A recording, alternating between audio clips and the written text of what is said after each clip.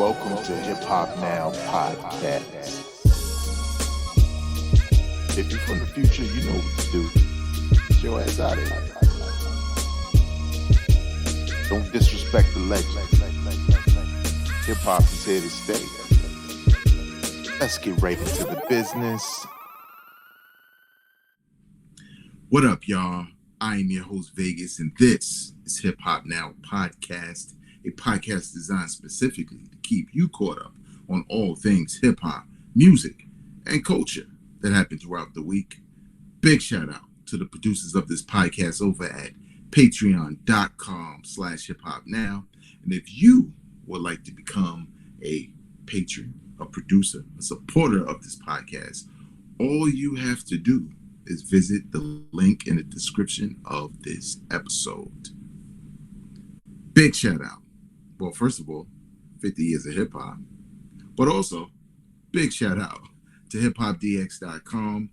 They're really the only outlet I went with this week. So big shout out to them. All right, let's get right into the business. In a new song on the new album from Travis Scott, featuring Drake decided to send a few choice bars in the direction of Pusha T again, but not only Pusha T, also Pharrell, taking shots at the whole Louis Vuitton thing. Seems kind of weird, but nevertheless, let's see what the nonsense is all about. Man, I swear. Drake takes aim at Pusha T and Pharrell on Travis Scott's Meltdown collab. Okay, so let's get to the bars. Let's not even play with y'all. Here's the bars from Drake. I melt down the chains that I bought from your boss. Give a F about all that heritage-ish. Since V not around, the members done hung up the Louis. They not even wearing the Now, this is kind of crazy. Let's see. Drake appears to be referencing the custom chains that Pharrell auctioned off last year, and which Drake was later seen wearing in his Jumbotron Ish Poppin' video. Interesting. The V in those bars means, or what is? Oh yeah. Now I don't know how to pronounce Virgil's last name, so forgive me. I didn't do the research in advance. It's cool, but Virgil A. That's what we're gonna say, because we're not gonna butcher it. Was the late fashion icon who worked with Louis Vuitton. He designed some kicks also for Nike. Some really dope ideas, like just a lot of swag with him. He passed away, and Louis Vuitton chose Pharrell to take his place as their designer. That's the one where he did the fashion show, and there was one outfit where they looked like Minecraft. And then there was a rumor about a woman designing a specific bag, like turn it into basically taking the Louis bag that when you go in a Louis store and you buy something, they give you a little, carrying bag like any other store. She turned that carrying bag into a bag, right? Not the slang bag, but like a purse, right? But a bag. Saying that the new Louis bags that look like that are basically her design. Now, before we get into all that with the fashion, just know, Dapper Dan used to do that back in the days. He got in trouble for a little while, but now they kind of work with him. Yes, even if it's a bag to carry your items out of the store, of course, the bag itself is still their design. The idea that you chose to turn that bag into a bag is a dope idea, and maybe they should have approached you about it. But guess what? They don't have to. Because you took their thing and made something new on top of their thing. Get what I'm saying? So, you can't really sue them. But regardless, let's get to the bars. So, I honestly am not sure where this is coming from. Feels like a couple of episodes ago we were talking about Jim Jones and Pusha T. And Pusha T has some choice words for him, and Jim Jones decided to rap in front of closed bodegas and trash cans. But nevertheless, we all forgot about it. And now here's Drake bringing up old beef. Now, do I really care? No, I really don't. I really don't. Because the bars were so light, the flow was so predictable on a song that I feel like in a lot of ways he messed it up trying to add this nonsense to it when it could have been what it was. Do I feel like Pusha T should answer? Like, light bars for light bars. You know what I mean? Like, previously, Pusha T gave, in their previous battle, Pusha T gave Drake some light bars as bait, right? And then he dropped a song, and then Drake had a freestyle, and then Pusha T finished it with the song about, you know, Drake's son and all that, who we all know now. And maybe this is the bait for Drake, right? Like maybe he doesn't want to, because remember, Jay Prince stopped him from releasing a follow-up and all that. So maybe he wants to rekindle that battle in some ways. But I say this. Drake, we don't care, man. It's something about this coming back up again. This was pre-pandemic type beef, rap beef. I don't wanna hear from this again. I want, if Drake is in a battling mode, pick a fresh battle, homie. Pick a fresh one. You could go at Kendrick if you want. Because if we're gonna go, you know, direct battle, bar for bar, it's going down. Then choose somebody else who you didn't already get cooked by because he outed your son. You can't change history. You're not going to rewrite history now. Just let it go. So that's my opinion on it. I could care less. But you never know. Something may happen and I might feel like, okay, let's do it. So we'll see. Pharoah Monch teased a new album, but it's also a follow-up to his debut album, Internal Affairs. Now, Internal Affairs was, and probably arguably, the best album in his catalog. I believe this is back when he was on Raucous, right? Some of that was slowed down, like his success. Some of his success was slowed down because of the whole legal battle with the use of the Godzilla sample on his lead single. But now here he is, fresh off of a rock album, coming back to hip hop, but going way back to the beginning for a sequel. The sequel obviously will be titled External Affairs. So the debut was Internal Affairs. This one is called External Affairs. Somehow, some way, Cameron would want us to say pause. But I digress. Or Boosie. I will say this.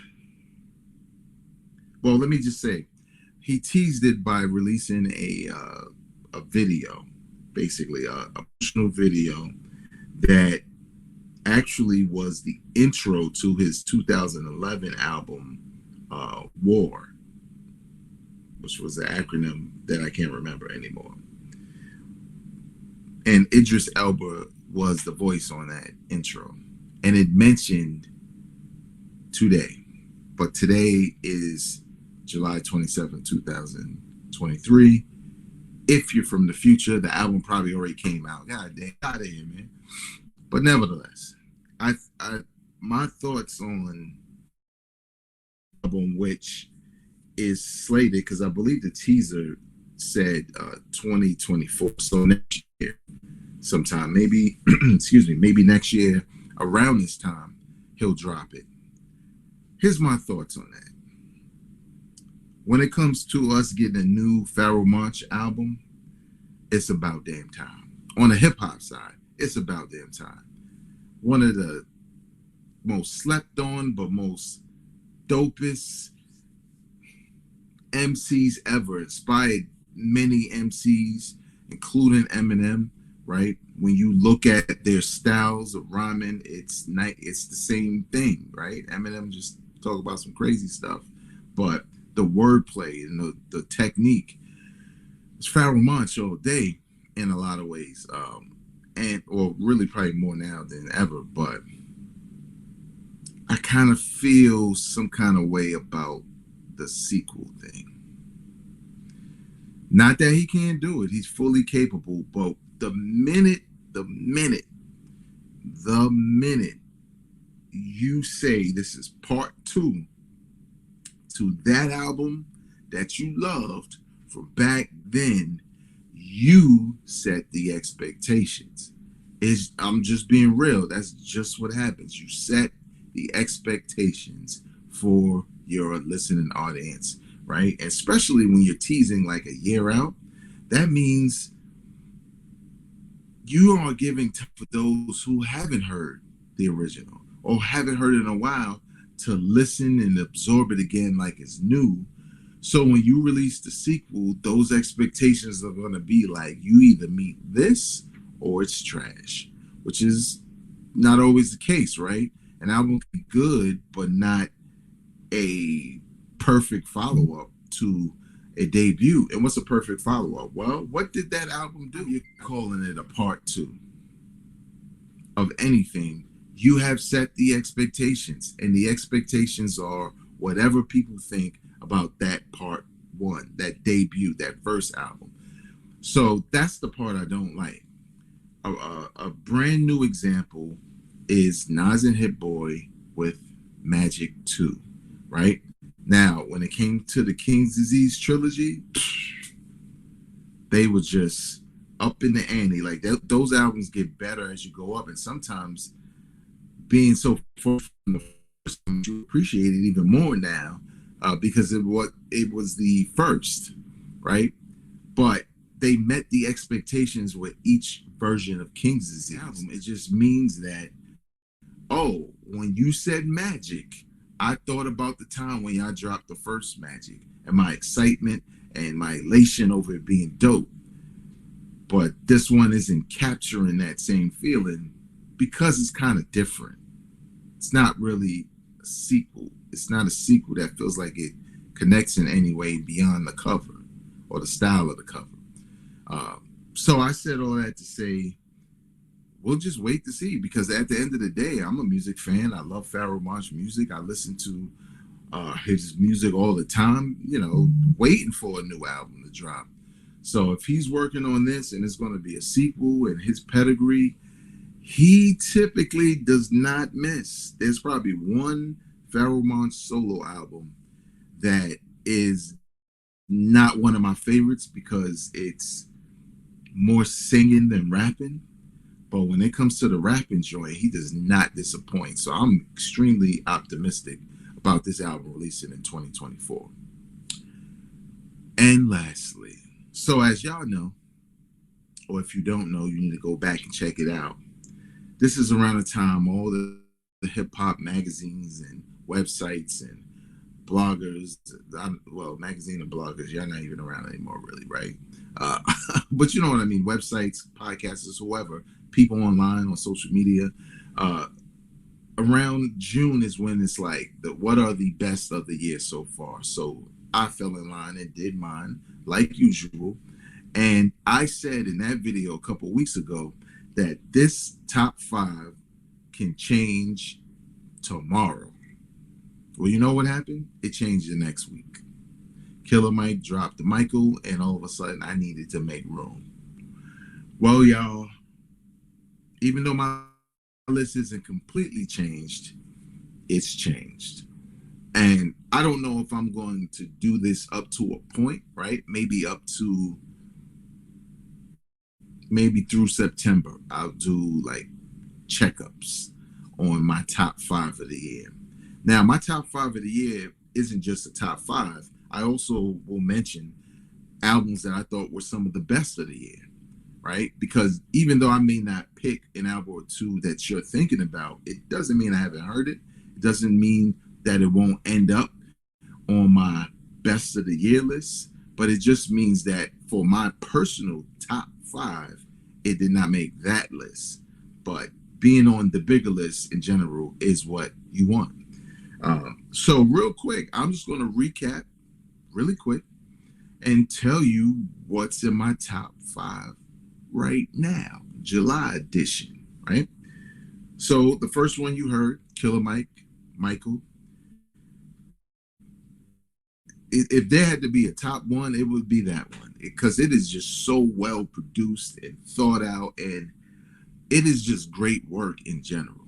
I already did a review or impressions on it, so you can check that out in one of my previous episodes. Ransom and Nicholas Craven Director's Cut 4. At the time that I did my top 5 of the year, this was out. I mean, of the year so far. This album was out, but it was only available on Ransom's, like a site he partnered with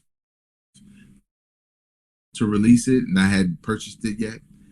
But then once I had the opportunity to actually hear it, I was like, yeah, there's no way this doesn't make my top 5. This would be tough to top by Ransom, let alone anybody else. But he did. They also just released Deleted Scenes, which is like a secondary series they do for every time they release a director's cut, they release a Deleted Scenes version. That one I haven't heard yet, but God forbid I have 2 Ransom projects in the top 5. I wouldn't do that, but maybe this new joint will replace that one. Who knows? The other album I have, JPEG Mafia, Scaring the Hoes. I got the title down. Okay, I got it. JPEG Mafia and Danny Brown, I should say. I just like this album, man, because this is just a different vibe of energy. And I'll say this, right? Anybody who goes to check it out, know this. There are a ton of albums and artists, and some of our favorites who are dropping music this year where, let's keep it real, the subject matter is exactly the same. Let's just keep it real. They're just saying things in a different way over different beats. So the mafioso, the gun clapping, the coke kings, the 14 chains, the jewelry, mentioned cat, the how much money, how much gas they smoke, all like we're gonna get a million of those. And I'm not complaining because I love boom bap, but sometimes you got to remember that hip hop was more than boom bap. And honestly, my lists always reflect the variety of taste I have, right? It's not always all albums from one region, right? I'm from Brooklyn. It's not always going to be everybody from New York because my taste is much more expansive than that, right? So JPEG Mafia and Danny Brown, man, there's some comedy, there's some high energy beats, it's just different stuff, man. So to me, if you are a music fan, and when it comes to checking out somebody's album, it's like an experience for you. This is one of those, put the headphones on, man, and work out or do something around the house, clean up the house, something where you can really occupy yourself and hone into the lyrics and listen, and also have a good sound quality going in your ear at the same time, because the production value is not something to ignore as well. So Static Selector, Round Trip. If boom bap is what you want, but you want a compilation where the beats aren't all the same, the pairing of the MCs seem to work, they just make sense, and it features everybody. Static Selector, Round Trip is going to be difficult for this one to come out of my list. Something hot is going to have to drop where I'm like, what can go? Sorry, Static Selector. But right now, Static Selector, Round Trip, check that out. That's like perfect for 50 years of hip hop. And the last joint that stayed in my top 5, but I won't, I kid you not, it may come out. It's Mickey Diamond, Nobody Bleeds Like Flair. I'm stuck on this project. The man done released more. He probably got 4 projects this year already. I've only heard one because I just keep hitting rewind. I just like the vibe of this joint. And I think it's a little bit of the nostalgic wrestling. It's a little bit of the, Ric Flair's flair. And the production value is just boom bap, and it's just dope. And it's sort of, in a lot of ways, and this is no disrespect to him or to who I'm about to say, but it reminds you of back when Griselda didn't have big deals and they would just drop these albums and it was all about concepts, you know, and you can hear it in the production, you can see it in the cover, and Westside Gunn still does that, so don't get it twisted. But the only difference is Mickey Diamond is not going to blow you away as an MC, right? Like, you're not going to be like, yo, did you hear that? Like, he's not one of those MCs. But he's perfect for what needs to be done on his album, right? Dope beats, dope bars, repeat. Now, the only reason why I said I don't know if it will remain there, because there was a project that was released this year that, in every indication I could, including on this podcast, I said to myself, this ain't it. I don't know what, but this ain't it. But I'm a big fan of Conway the Machine. And the compilation came out, and I didn't really like that. I didn't do impressions on it, but I'm just letting you know I didn't really like that. And then I just kept listening, and I started liking it more and more and more. And it kept getting closer and closer to my top 5. The album's called Won't He Do It? And it's not in my top 5 right now, but it's in my best of the year. It's made its way to that. And I don't know, man. You can't ignore when you are choosing to listen to a specific album over other albums. I've reviewed Lloyd Banks' album. I ain't listened to it in its entirety again yet. And it's not bad at all. There's a couple of projects that were not bad that I just kind of stopped because I had a rotation was just solid. This rotation is solid. This top 5 so far for me will give you like enough of a hip hop fix to cover all categories, right? And that's typically what my top 5 is. Now I know some may say, well, where's the trap at? Well, when somebody drops something, and I press play, and I'm like, I've been listening all year. It's an in, because I don't care who it is. Now, I ain't gonna lie. I've been listening to, I'm a fan of Migos, but I wasn't the biggest fan of Offset. I always felt like his bars were kind of phoned in, right? Delivery and stuff like that.